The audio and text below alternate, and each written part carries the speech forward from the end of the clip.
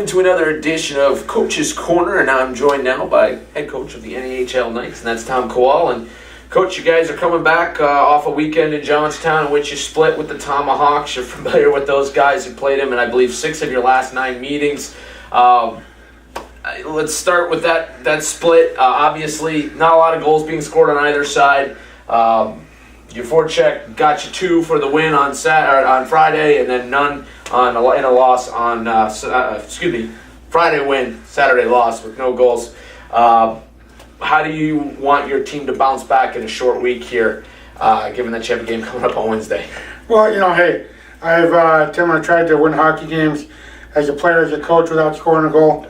It's never happened in my many years around the game of hockey. So, hey, we just have to circle back. Yeah. Kind of our biggest thing from our staff is to talk to the players about what we were doing when we had success early in the year. We've had a lot of success coming into, but the past month, fortunately we've had some unbelievable goaltending for us, and we've got a few lucky bounces that have, let us get those 2 points. But right now we're just gonna, we're doing pretty good defensively. We feel if we can score 3 or 4 goals a game, then we're gonna have a really good chance to win with the way our goaltending is playing right now.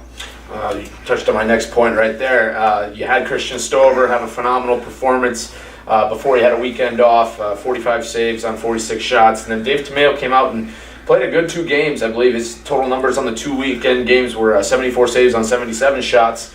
So he's up to, I think, a .922 save percentage at this point in the year. But also your defense has limited other teams to just a pair of goals or less in the last few meetings, dating back to that last series against Philly. So what do you like, at least from that vantage point, with your offense, getting back on and making the back-checking effort, as well as your defense in their own zone? Well, the troubles we've had in the past is keeping teams off the scoreboard. Yeah. And so the positive is we have fixed that mistake right now. So far so good. So you know what? We just have to keep doing what we're doing in the defensive zone. Maybe not waste as much energy in the defensive zone, make it a little bit easier on ourselves. So when we get to the offensive zone, we have a little more energy, a little more urgency to get the puck to the net, go crash the net. But all in all, if you're having a bad defensive day, it's going to be a long year, should I say? But we feel we have a pretty good defensive scheme going right now.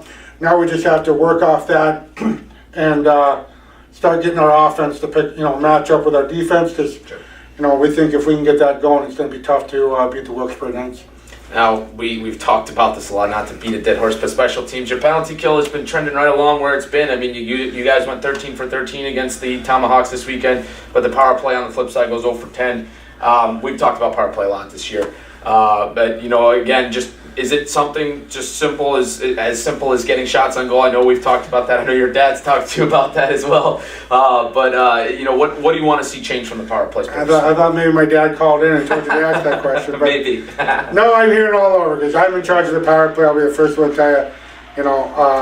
My assistant coach, Andrew Whiteside's in charge of penalty kill, and threw a few jabs. I give him a few jabs by his defenseman while he throws a jab back. That his penalty kill was unbeatable over the weekend. So our power play is very bad right now. I'll be the first one to tell you that. We've got some very skilled guys out there, and sometimes when you throw a lot of skilled guys together, it's too much skill and not enough just making plays and getting it going. So I promise you one thing, you're going to see something different on Wednesday, and then once I have a couple weeks over Christmas to really dissect and get something going, the second of the year is going to be a little bit different. But we got to worry about Wednesday right now. It goes right back to our goals. If we can score goals, I didn't say how we got them. If we get 3-4 a game, we feel strong about our chances of winning a hockey game. So as soon as our power play can contribute, I think that's our milestone right now, is to, that can kind of get our team going over the edge, get our offense back going, if we can start putting some goals there. So it's going to start immediately in practice tomorrow with a little different scheme.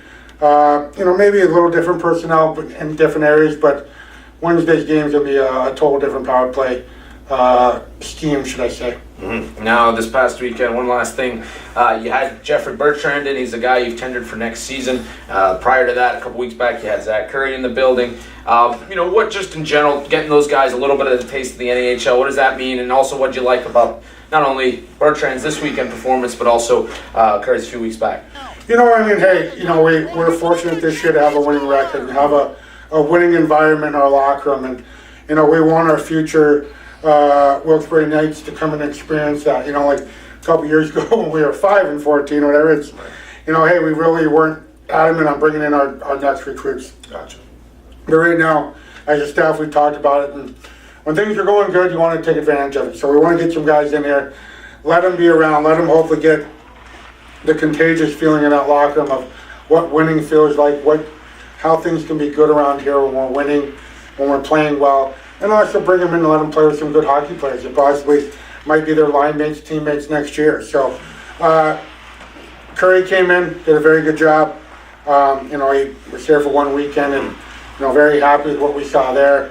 Obviously, we have Jeffrey Bertrand in town. He played Saturday night. He'll be in the lineup on Wednesday. He's another top recruit that we had that we just signed out of Anchorage, Alaska. So, and I thought he played real well for his first junior hockey game. So, I think Wednesday's going to be a big tell sign. But more importantly, we just give these guys a little bit of chance to feel what the NA is like. I think the North American Hockey League is a very good league right now, and so we want them to have a taste to be able to go back home and go, okay, I need to do this better. I need to work on this in order to be a consistent hockey player for the Wilkes-Barre Knights the following year. So far so good. Justin Schreiber and Andrew Whiteside have done an unbelievable job recruiting, as you can see with our sets this year.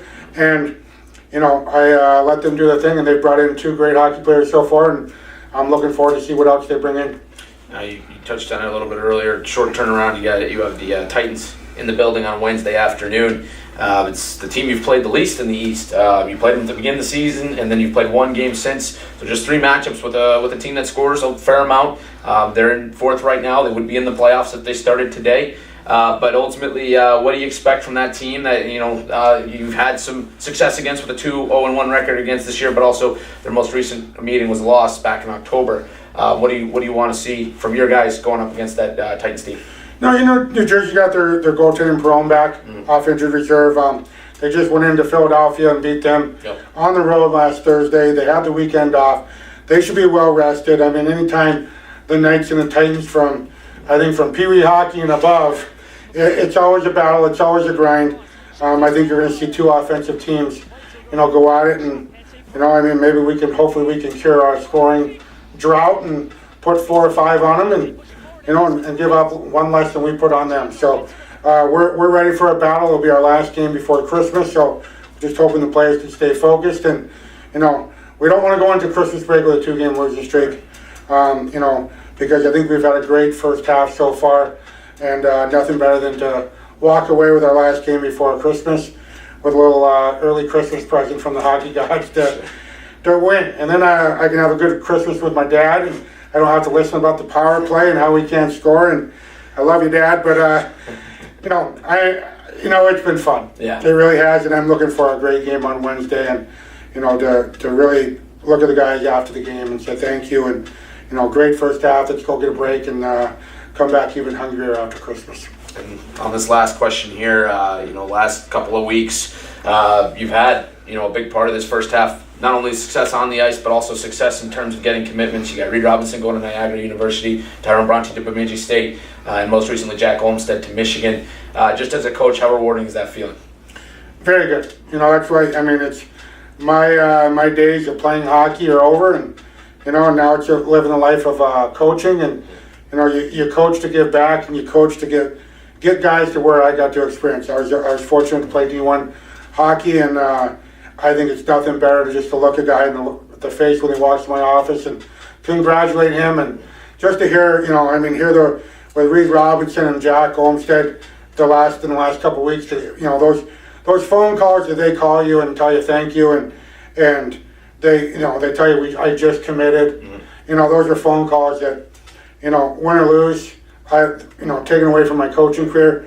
Hopefully it goes a little bit longer, but those are the memories I'm going to have. You know, yes, I'll remember some wins, I'll remember this, but at the end of the day, what I'm going to remember is the players that got to move on, and they came here, believed in not only myself and my staff, but believed in the Wilkes-Barre Knights program, and that we would get them to the next level. And to get to the next level, you know, that's all I can ask them. And, you know, I'd love to take all the credit, but without their hard work and dedication, they never would have got there. So I think our team has a couple more left that should be going off to school here pretty soon. But more importantly, the guys that already committed, you know, I congratulate them, and I look forward to following them and having you follow them a little bit, you know, and reporting and putting their pictures up on the wall and their names. I mean, those are guys that are part of the Knights family the rest of our lives, and I look forward to following them. Well, the Knights will be in action this week on Wednesdays. We talked about 2:30 p.m. right here in the Revolution Ice Center against the New Jersey Titans. That game will be broadcast on HockeyTV.com. Admission at the door is $5. And all Knights live updates will be posted on Facebook, Instagram, and Twitter. So, Coach, thank you for stopping by, giving us a few minutes here, and we look forward to seeing you guys out there on Wednesday. Thank you, Tim.